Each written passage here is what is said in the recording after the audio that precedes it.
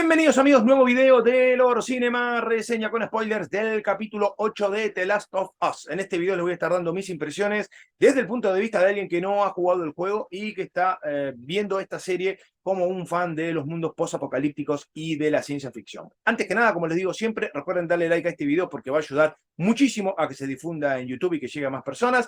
Y si no se suscribieron al canal, háganlo porque es totalmente gratuito. Bueno, estamos entrando ya en el tramo final de esta temporada y una vez más la serie demuestra que no necesita de grandes momentos de acción para poder atraparnos en una trama, ¿no? Este episodio en particular se centra en una comunidad, en lo que significa padecer el invierno y en lo que significa tener hambre, ¿no? Esto es lo que nos muestra este capítulo y la brutalidad de las sociedades que se han ido creando y de las personas que se abrieron camino gracias al apocalipsis, ¿no? Y una de esas personas es el personaje que nos presentan en este capítulo, que es David, ¿no? El predicador.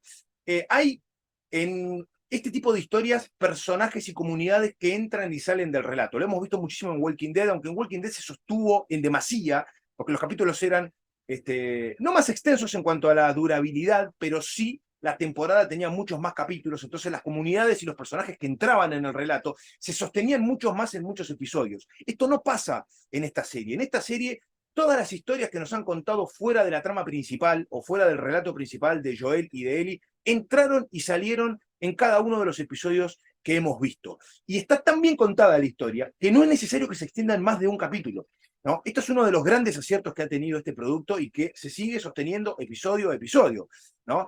Este capítulo en particular nos muestra a esta comunidad en un invierno que es realmente brutal, un elemento más que se suma al apocalipsis. La gente pasa hambre porque estas comunidades no tienen cómo conseguir el alimento para poder sostenerse cuando hay un invierno brutal y cuando hay un mundo que se ha ido al infierno y donde no se pueden conseguir provisiones. En esta comunidad en particular nos dicen que hay provisiones para una semana o dos como máximo, y salir a cazar es muy difícil porque el invierno es extremadamente crudo. Podemos ver que hay un bosque totalmente cubierto de nieve y esta comunidad en particular se está quedando sin alimentos.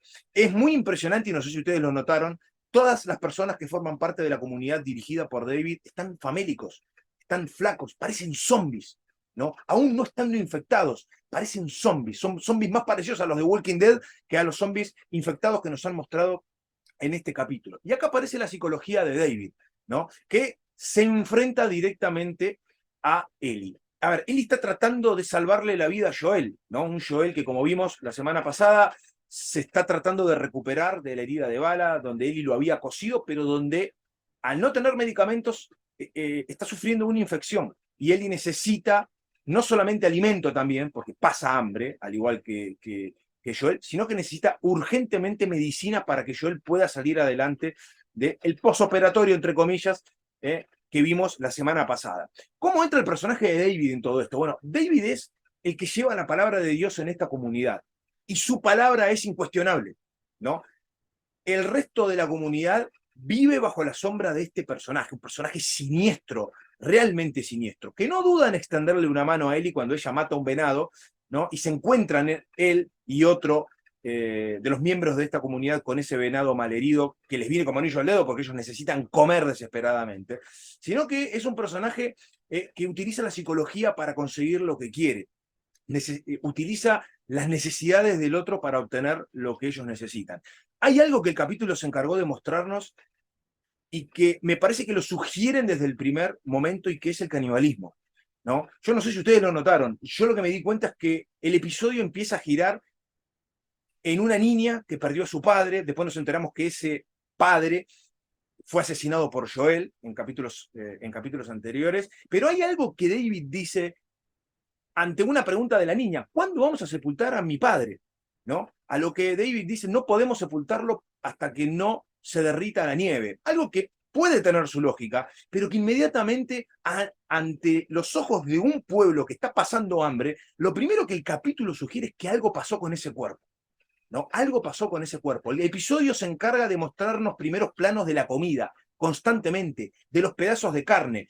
Es cierto, el venado que fue cazado en su momento por Ellie y que David recupera en parte, puede ser el alimento que ellos están ingiriendo, pero no me digan por qué yo siempre creí que parte de la carne que estaban comiendo no era carne animal, sino que era carne humana. Esto de las comunidades caníbales fueron muy comunes en Walking Dead en su momento, mucho más brutales en ese momento, no porque acá falte la brutalidad, sino porque eran más explícitas, sino porque la realidad es que la psicología de David, cuando habla con Ellie, cuando la conoce a Ellie, cuando le extiende una mano a Ellie diciéndole, quédate tranquila, yo te voy a dar los medicamentos que necesitas para tu amigo, ¿no? A cambio de que compartamos este venado porque mi comunidad necesita alimentarse, sino que hay una oscuridad que rodea a este personaje, que está muy bien caracterizado y que la verdad uno no termina de creerle que es alguien bueno, que es alguien que lo que hace lo hace por su comunidad. Hay todo un halo de oscuridad alrededor de esta comunidad. Esto queda clarísimo en el episodio desde el primer momento. Él la quiere a Ellie para algo. ¿No? A él no le preocupa que el resto de la comunidad clame venganza y mate a Joel para poder vengar la muerte de su compañero. Él, de alguna forma, está interesado en Ellie. Quiere ganar la confianza de Ellie. Y acá empiezan a ocurrir algunas cosas que tienen que ver con elementos que uno puede llegar a entender en un mundo posapocalíptico y cuando el hambre apremia, que es el hecho de comer lo que esté al alcance de la mano. A ver, lo hemos visto un montón de veces esto. El problema es que este personaje es tan siniestro, hablo de David, que mezcla esa necesidad, como diciendo, a ver, vos mataste por necesidad. Bueno, nosotros por necesidad extrema nos hemos alimentado de partes de personas. Esto ocurre cuando Ellie es capturada, es llevada a lo que parece ser una jaula y donde hay una especie de carnicería y donde podemos ver partes humanas, una oreja particularmente, y donde Ellie se da cuenta y confirma lo que yo había sospechado desde el principio, que esta es una comunidad caníbal. No todos lo saben, no todos lo saben, ¿no? Pero esto también representa un poco lo que David era antes del apocalipsis. Él dice que todo pasa por una razón. David dice que el apocalipsis le abrió las puertas ante una posibilidad mucho más grande, ¿no? ¿Qué es lo que hizo el apocalipsis en David? Le dejó hacer libremente lo que él ya hacía antes de que se acabe el mundo, ¿no? Y esto de que haya pasado un apocalipsis y que le permita a David hacer las cosas que hacía escondidas antes, son realmente la personalidad siniestra de este personaje. El hecho de que es muy probable, aunque no lo confirman, él ya haya practicado el canibalismo antes del apocalipsis. Él era un asesino serial, evidentemente. Él cuenta una historia de que era un maestro que después se volvió religioso, que Dios se le apareció cuando fue la caída del mundo, ¿no? Pero evidentemente la caída del mundo le permitió a él hacer libremente lo que hacía antes a escondidas, ¿no? Ser un asesino, ser un abusador, porque me parece que acá lo que nos marcan en este episodio en particular es que Ellie pierde su inocencia, porque David no solamente quiere utilizar a las personas que van muriendo como carne para poder alimentarse, ¿no? Y tenerlos agarrados de su puño. Esto lo podemos ver cuando Joel se recupera, ¿no? Cuando él tortura a dos de los seguidores de David para sacar la información, una escena que es tremenda, y acá vemos la frialdad, ¿no? De Joel como personaje. Podemos ver lo brutal que es Joel cuando se quiere abrir paso para poder conseguir un objetivo y mata a sangre fría a estos dos seguidores, sino cuando él ingresa a lo que parece ser una especie de frigorífico, ¿no? Casero, donde podemos ver el caballo que había sido asesinado por los miembros de David y que está en una especie de heladera para que sirva como alimento para la comunidad, sino que vemos personas decapitadas y colgadas como si fuesen medias reses.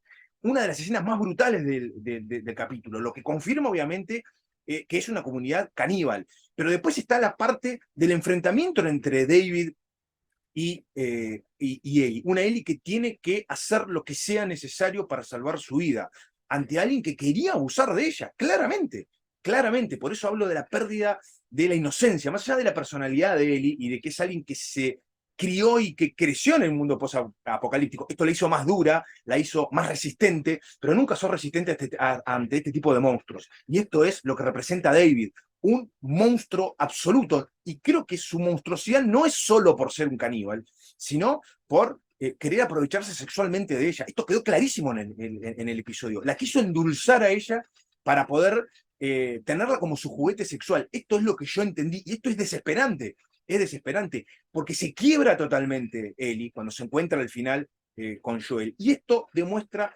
que el mundo es un infierno, no solo por los que están infectados, sino y mucho más por los vivos, por las personas comunes, que se han abierto y que el Apocalipsis les dio una excusa para hacer todas las atrocidades que el mundo normal a veces no les permitía. Y esto creo que es lo que resume la personalidad de David, que sometió a una comunidad, pero que en Eli representa un poco lo monstruoso que era él como personaje antes del apocalipsis y que después de la caída del mundo pudo hacerlo mucho más libremente. Me parece que ha sido un capítulo interesantísimo.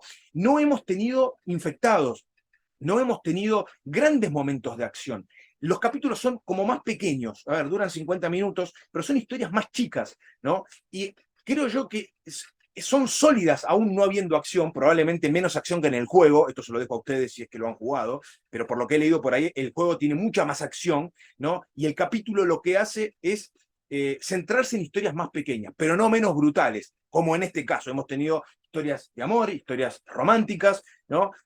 Grandes historias, y acá vemos la peor parte, el lado más oscuro. Me parece que David representa mucho más personajes que yo he visto mucho en Walking Dead, ¿no? Representados en la figura de él y la desesperación y hasta dónde llega esa desesperación de Ellie, porque lo que hace o lo que le hace Ellie a David es lo más brutal que vimos de Ellie hasta ahora, para poder salvar su vida en la desesperación, agarrando un hacha y descuartizándolo para poder sobrevivir. La supervivencia es parte del mensaje de este capítulo, tanto en la comunidad manejada por David como en Ellie y en Joel, pero fundamentalmente en Ellie, porque Ellie ha tenido que recurrir a cosas que no había hecho antes, brutales, ¿no? Casi primitivas, pero esto es lo que lleva a una persona a tratar de salvar su vida ante cualquier medio, ¿no? Yo por ahí puedo llegar a entender que una comunidad tenga que recurrir al canibalismo cuando no hay otra cosa que comer, ¿no? Esto a ver, es algo, es parte de ese mensaje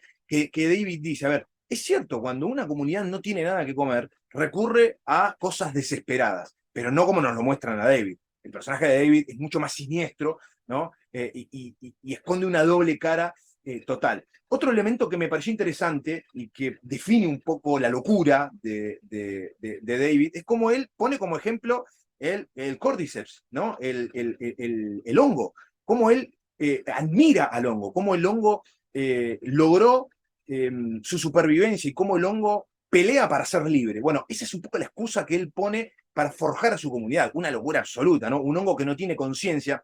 A ver, no tiene conciencia en los papeles, pero da la sensación de que como colmena sí la tiene, porque, a ver, trata de sobrevivir como colmena, pero digo, no es, hasta donde yo sé, una comunidad pensante como de pronto puede ser un ser humano. Bueno, él admira lo que el hongo le hizo a la humanidad. Esa es un poco la enfermedad que tiene el personaje de David, un ser siniestro, un ser detestable, y que Ellie lo padeció en carne propia, pero surgió esa supervivencia, ¿no? Que probablemente la marque a Ellie pensando un poco en el futuro, y ese último plano de ella con Joel internándose en el bosque para seguir adelante con su historia, sin saber con qué nos podemos llegar a encontrar la semana que viene, cuando falta muy poquito para que termine esta temporada, pero lo que nos deja clara la serie es que hay comunidades que son peores que los infectados. Y esto es una moneda corriente en este tipo de historias y en este tipo de series post-apocalípticas. Hemos tenido grandes historias, ¿no? Donde se ha encontrado la esperanza y donde se ha encontrado el amor en un mundo post-apocalíptico, pero lo que nos mostró este capítulo es la otra moneda, ¿no? Las comunidades totalmente opuestas. Yo creo que la comunidad dirigida por David es víctima de un monstruo que ahora ha desaparecido, pero uno no sabe lo que se va a encontrar a la vuelta de la esquina. Me encantaría que ustedes comenten qué les ha parecido el capítulo, qué sensaciones le dejó, si coinciden conmigo en cuanto a la definición de este David, ¿no? De lo que nos han mostrado en su psicología, ¿no? Y como gran villano de este episodio. ¿Qué creen que puede llegar a pasar en el desenlace de la serie? ¿Coinciden conmigo o no? ¿Han encontrado coincidencias con el juego en este capítulo en particular? Yo lo veo desde un simple espectador de la serie sin saber si este personaje existía en el juego. Comenten, escriban si están de acuerdo o no, no deja de ser mi punto de vista. No dejen de suscribirse al canal porque es totalmente gratuito. Denle like a este video porque es importantísimo para que llegue a muchas más personas, y nosotros nos estaremos reencontrando muy pronto con mucho más contenido para compartir con todos ustedes. Chau.